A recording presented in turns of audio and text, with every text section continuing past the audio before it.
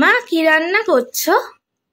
আমি আমি আজকে বাবা একটা দারুণ রান্না করছি, টেস্টি রান্না, পাও ভাজি করছি। আগে ভাজিটা বানাবো।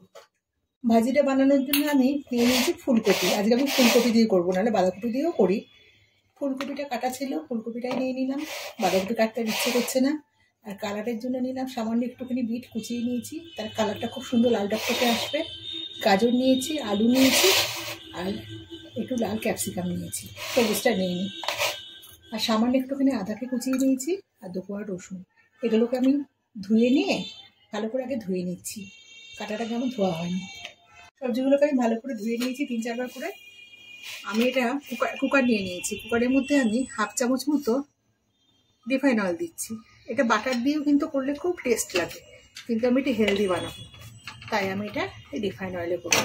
অল্প দিয়েছি তো, এটা কুকারের মধ্যে ভালো করে তেলটাকে আমি ছড়িয়ে নিচ্ছি। তেলটা গরম হয়ে গেলে আমি সবজিগুলো সব দিয়ে দেবো।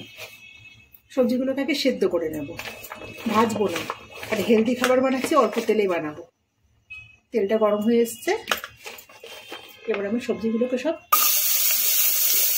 ফ্যান করে গরম হয়ে গেছে, সবজিগুলোকে সব দিয়ে দেবো। সব সবজি একসাথেই দিয়ে দেবো, আর এটা তো ঘাটা ঘাটা হবে। সব সবজি দিয়ে দিলাম। আমি এবার এর মধ্যে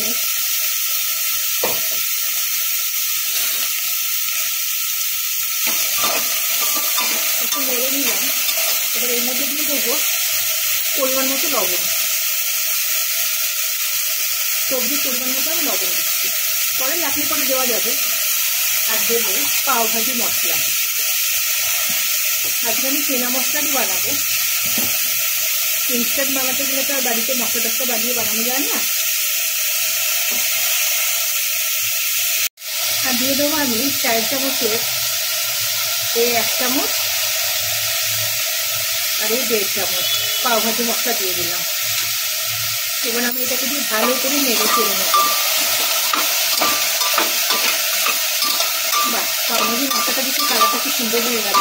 এর মধ্যে অনেক রকম সবজি দেওয়া যায়, আমি অল্প করে সবজি দিয়ে করছি, কারণ বেশি খাওয়ার লোক নেই। নেড়ে চেড়ে নিয়েছি। এবার জল দিয়ে দিয়ে আমি 2টো সিটি দিয়ে দেবো। জল দিয়ে দিচ্ছি, 2টো সিটি দিয়ে নেবো আমি। কুকার ঠান্ডা হয়ে গেছে, আমি দেখি ঢাকাটা খুলে কি অবস্থা এটা। হ্যাঁ, সব সেদ্ধ হয়ে গেছে, যে সব সবজি সেদ্ধ হয়ে গেছে। এবার অনেকটা জল আছে, সবজিটাকে আমি একটুখানি হাতা দিয়ে ঘেটে দেবো, কারণ এটা তো পুরো ম্যাশ করা তৈরি হয়।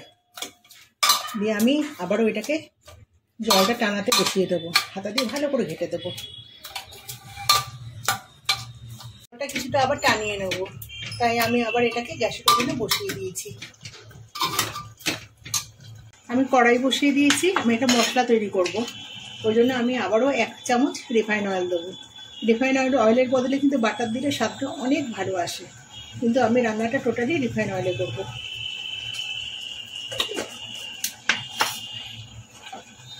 তেলটা একটু গরম হতে দিই। আমি একটা বড় সাইজের পেঁয়াজকে একদম ঝিরিঝিরি করে কুচিয়ে নিয়েছি, একটা কাঁচা লঙ্কাকে কুচিয়ে নিয়েছি, ঝালটা অপশনাল, যে যেমন খাবেন। আর আমি একটা বড় টমেটোকে কুচিয়ে নিয়েছি। আর আমি এখানে আদা রসুনের পেস্ট করেছি, কিন্তু আমি এখান থেকে বেশি দেবো না, 1/2 চামচ মতো দেবো।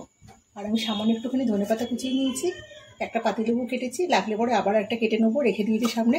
আর একটু স্প্রিং অনিয়নকে কুচিয়ে নিয়েছি।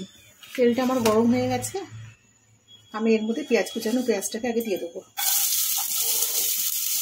পেঁয়াজটা একটু ব্রাউন করে আগে ভেজে নেব।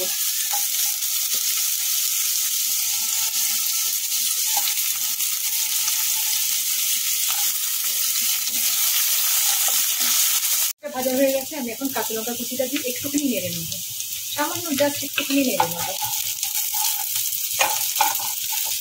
এবার আমি এর মধ্যে আদা রসুনের পেস্টটা দিয়ে দেবো, খুব বেশি দেবো না, 1 চামচ মতো।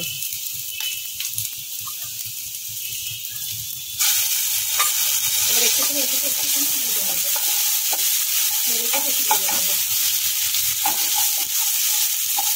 মিনিট 3 সময় ধরে এটাকে ভেজে নেবো, খুব বেশি ভাজা দরকার নেই।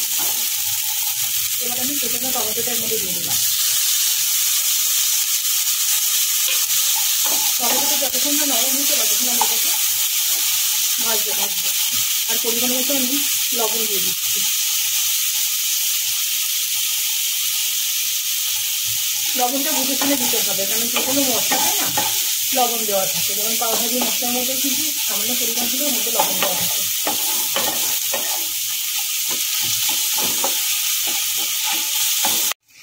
টমেটোটা নরম হয়ে গেছে, আমি এর মধ্যে এখন অল্প সামান্য একটুখানি পাওভাজি মশলা দেবো, একদম অল্প। আর দেবো সামান্য একটুখানি কাশ্মীরি লঙ্কার গুঁড়ো, এটাও একদমই অল্প দেবো। দিয়ে আবার এটার মধ্যে ভালো করে মিশিয়ে নেব। সুন্দর গন্ধ বেরোচ্ছে রে বাবা, একটুখানি ভেজে নেব। কোচানো ধনেপাতাটা এর মধ্যে দিয়ে দিলাম, দিয়ে আমিও ওই 30 সেকেন্ড মতো সময় ধরে একটুখানি নেড়ে নেবো, ভালো করে মিশিয়ে নেবো মশলার সাথে এটাকে। মশলা আমার রেডি হয়ে গেছে, এখন আমি এই সেদ্ধ করা সবজিগুলো এর মধ্যে দিয়ে দেবো। কুকারটা ধুয়ে পরে অল্প একটুখানি জলের মধ্যে অ্যাড করে দিয়েছি, তাহলে একদম শুকনো শুকনো হয়ে যাচ্ছে, কারণ পাওভাজিতে একদম শুকনো শুকনো হয় না, না। এটা এবার একটু ফুটতে দেবো, এই যে ফুটছে, আর একটু ভালো করে ফুটতে দেবো। ভালো মতো ফুটে উঠেছে, এবার আমি সামান্য একটুখানি কসুরি মেথি হাতে গুঁড়ো করে এর মধ্যে ছড়িয়ে দেবো, অল্প একটুখানি। আর দিয়ে দেবো পাতিলেবুর রস, একটা পাতিলেবুকে আমি কেটে রেখেছিলাম, দেখি কতটা রস হয়, কারণ পাওভাজি কিন্তু একটুখানি টকটকই ভালো লাগে। আর টমেটো আমি খুব বেশি ব্যবহার করি না।